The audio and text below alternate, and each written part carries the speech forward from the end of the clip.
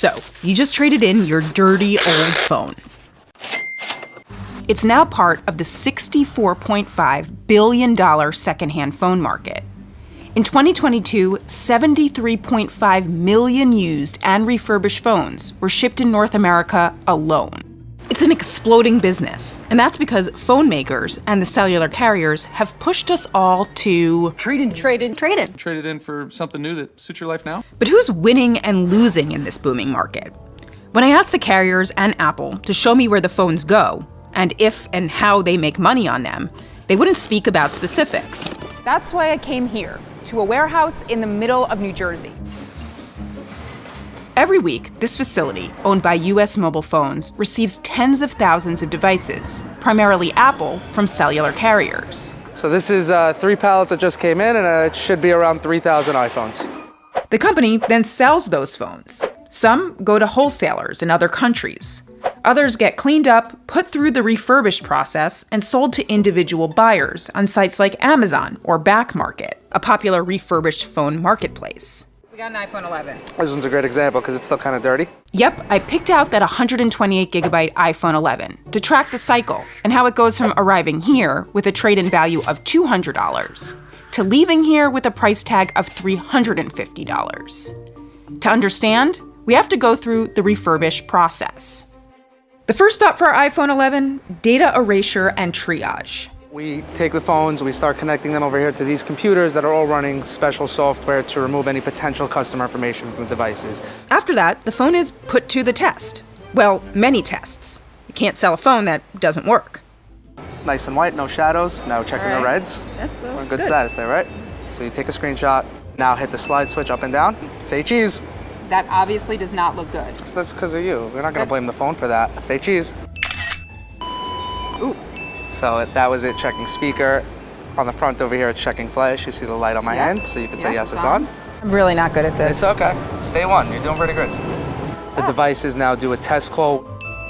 Success. Our iPhone 11 passed all the tests. The next step, cleaning. Toothbrush, plastic picks, microfiber cloths, foam sponges, hand sanitizer. Looks nice and clean.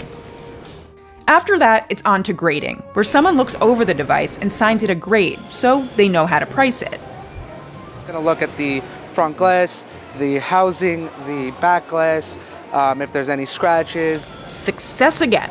Our device got an A. And the final stop, kitting. We're going to take this and put it into a kit box so that we could get this shipped out to our customer. US Mobile Phones has a sister company called Back in the Box, which is responsible for selling refurbished phones directly to consumers on sites like Amazon and Back Market. Before the phone is shipped, the company packages it with a charging cable and with lots of padding. Want to drop it? Drop it. I mean, you could drop it. Our poor phone. Okay, so now it's ready, but how much is someone going to pay for it?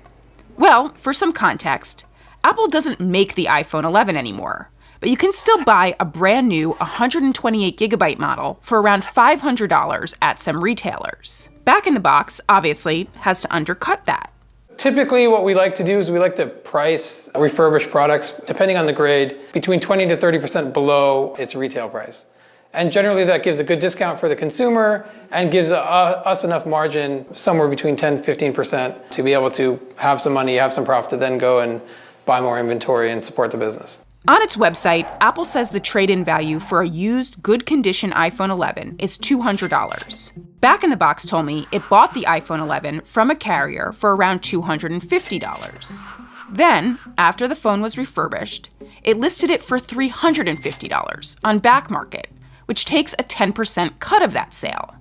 Back in the Box takes home around $65. But that's not all profit. Put a ton of labor into cleaning that device.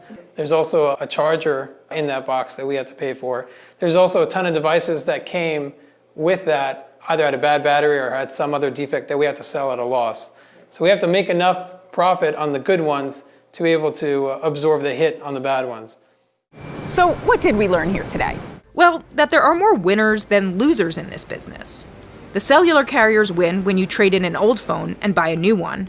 Refurbished companies win when someone buys a refurbished phone, and consumers and the environment win along the way. The downside is maybe to the stock price of the manufacturers that want to sell as many brand new retail products. Perhaps, but even for Apple, if all these phones end up in the hands of more people, particularly in developing countries, it means growing market share.